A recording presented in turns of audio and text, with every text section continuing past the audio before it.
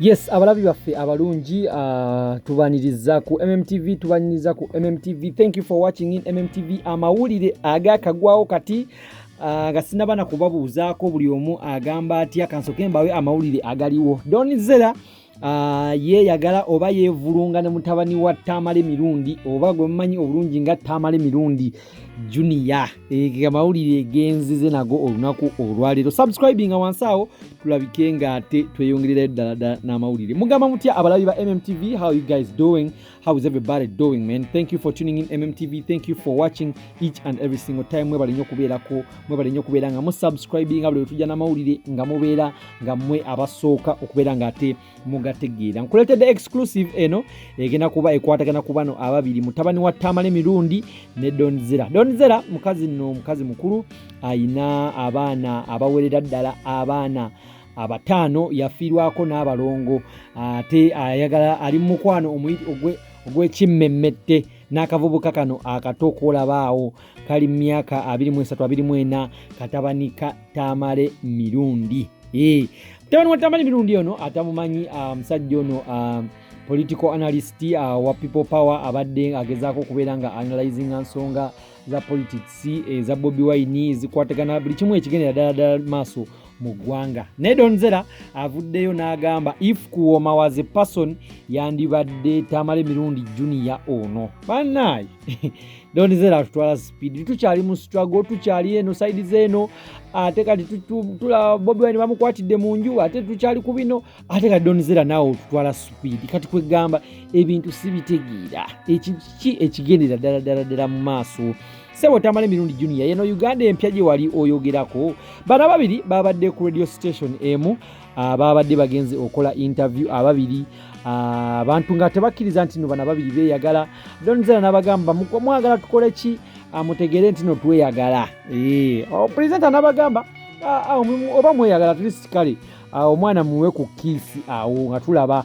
Munnaye Donizera n'agamba baby olinze eki abantu balage kye tulina okubeera nga ate tubalaga, kubanga be bakisabye era ne bavaawo ne beekiisinga mu bwangu obw'ekitalo awo nnyini mu studio nga ne presenter nnyini akyalaba ebigenda mu maaso. Simanyi bino binatuuka mu matu ga Tamale Mirundi senior nnyini taata woono omwana we binamutuuka mu matu ge, anaawulira atya oba anaagamba atya tetumanyi kyanaagamba, naye nga ekiriwo kyekyo. Tamale Mirundi ono Junior asazeewo okubeera nga ati bana ono tabanga maama we. Donizera nno abadde akyabatulinga ebiseera ebyo, abadde alina emisango gy'amaliriza ne Speak Apartments mbu biwanvu awo. Story twagikuleeterako mbu simanya bamubba ebintu bye mu Speak Apartments, simanya biki, bintu biri awo biwanvu nnyo. Ng'ate mu kiseera kye kimu ne taata we bambi taata we mulwadde, taata wa Donizera mulwadde, ayina obulwadde bwa kidney stones era olunaku olw'ejjo baamulongoosezza. Naye munnaye Donizera ye avuddeyo n'agamba nti kano akaana kampoomedde nnyo, if Kuwoma was a person yandibadde nga yono Tamale Mirundi Junior. Kana kato nnyo, myaka 23-22 awo katowe kali. Tetumanyi myaka gya Donizera naye tumanyi ayina abaana abawerera ddala abaana basatu kugatta n'abalongo abaabuuka. So tetumanyi kyolowooza ku eno ensonga.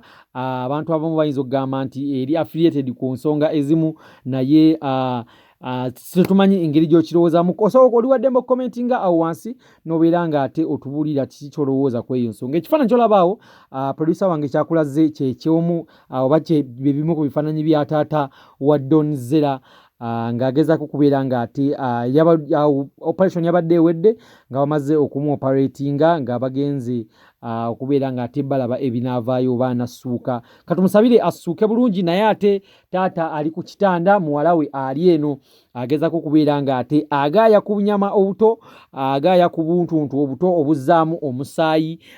Wannange Donizera otutwala speed, obadde wakatujja eno ate kati otuzze eno obadde Donizera nno atamumanyi ayina background ye ne Big Eye, abadde emiseera ebyo baali bakyankalanamuuko ne Big Eye, era Big Eye ono yali yamuzaalamuuko n'omwana Ibrahim Mayanja, yamuzaalamu omwana gwe bayita Brighton.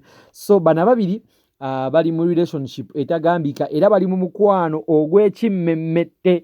Era Donzera avuddeyo n'agenda ku Facebook page ye n'apostinga n'agamba bannange if Kuwoma was a person yandibadde nga yono omwana oba yandibadde nga wallahi yono. So byebyo ebiri side zeyo ewa Donzera. So commenting akao tubulire kiki kyolowooza ku nsonga ene eya Donzera okwerya oba okwemementula ne kano akaana akato. Donzera nno nze ndowooza nti oli mukazi mukulu. Kana akaana kaba okasingirako ddala emyaka ejiyinza owerera ddala emyaka egisukka ne mu 10. So situmanyi nanga abaana mwepika kati baba naye tamala emirundi junior obwongo bwakujjidde butya n'ogamba anyway buli omu aba n'ensonga ze ate kyemmanyi abamu mujja kiwagira abalala temujja kiwagira. So commenting awo wansi obeere nga ate otugamba ogwa ku side ki bana babiri oba wagira okubeera nga ate ensonga zino bazitwaliriza mu maaso mpola mpola oba tobawagira. Emabegakaawo Donzera abadde yakacelebratinga birthday ya muwala we omukulu ng'aweza emyaka 13. Donzera abadde yakacelebratinga birthday ya muwala we omukulu ng'aweza emyaka 13. Olaba Donzera ayina omwana wa myaka 13. Ate kati gwe wa 23 gwe omwana wa Donzera omusingako emyaka 10 gyokka. So kati tuga bannaye kiba kitegeeza Donzera ali myaka ng'emeka mugattegatteemu awe kiyinza nosoboka nga sebo katamala emirundi akasinga emyaka 2 sebo nga Donzera alinga mwana tomanya munnaye kusonga abakyala bano bakula bulungi bannaye ensonga nno zeezo eziva esaidi zeeyo wa Donzera. Donzera fe wano ku MMTV tetwagala kucriticizinga tetwagala kubeera nga ate tusiga obukyayeerya abawagizi bo. Oli wa ddembe okukola ekyo ky'osinga okwagala oba oli wa ddembe okukola ekyo ekikuwa emirembe. So munnaaye weeyagale tetukuyinaako buzibu naye munnaaye tetumanyi tamala emirundi yennyini siniya. Tugenda kuba tumunoonyako olunaku olujja kuba lwankya tunoonyeeko kutamala emirundi siniya ono tulabe ensonga eno agyogerako ki mutabani we amuwagira okubeera nga ate yeebaka oba nga yeeyagala ne Donzera. Donzera ayinamu ka history akali awo kesaagala tugendemu nnyo kubanga munnaayo omuntu oyinza tomanya ayinza obanga yono soulmate we bulijjo gwalinze obanga Katonda yabategeka nti bajja beera bonna. So tetwagala kuzza nnyo bintu byemabega nere tumanyi abaana ba Donzera bwe bamulaba oba bwe balaba ebintu nga bino bagamba ki bagamba mami story ki oba ba ex ba Donzera nga Big Eye banange embeera ya bunkenke embeera ya mukwano guli waneno mu studio babadde mu studio nno za radio ki babadde mu studio za Dembe FM 90.4 Dembe FM kuba Donzera ali mu Uganda kati munaye nga olaba waawo wa postinze ku Facebook page n'avayo n'agamba if Kuwoma was a person n'atekawo obukazi obukuba sama n'atekawo n'emitima ebiri egya papo n'abasekirira n'obasekirira n'abagamba nze gwe muliko temujja kunsobola wewe buseko bwabateereddewo awo kati munnaaye gwe atulaba ali eyo olowooza ensonga eno egenda kukomawa olowooza ensonga eno egenda kubanga ekutuusaawa. Njalo tumirako abantu ab'enjawulo abeekuumira ku eno channel abantu abali Amsterdam abali Dubai abali Oman team Saudi Arabia team ez'enjawulo ezibeerako kuneno kuliko team Dubai team Saudi Arabia team Oman team ez'enjawulo ezibeerako kuneno kwennyini mbatumiddeko mwe balinyo kubeera nga ate mukazana mwe balinyo kubeera nga ate